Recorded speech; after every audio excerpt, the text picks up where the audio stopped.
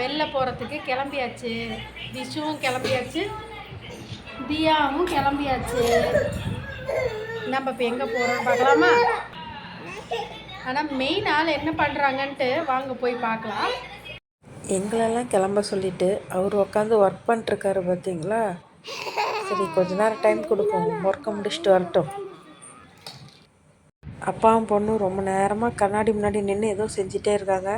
தியா வேற அப்பா broom போகணுன்ட்டு ready ஆனதுலேருந்து சொல்லிக்கிட்டே இருக்கா. சரி வாங்க எல்லாம் ரெடி ஆயாச்சு, கடைக்கு போகலாம். எங்கே போயிட்டுருக்கோன்னு பார்த்தீங்கன்னா சேலம் ஏஆர்ஆர்எஸ் தேட்டருக்கு முன்னாடி இருக்க அன்லிமிட்டெட் மாலுக்கு தான் போயிட்டுருக்கோம். அங்கே ஏதோ கலெக்ஷன்ஸ் எல்லாம் இருக்குது, வா போவோம் அப்படின்னு மாமா சொன்னாங்க.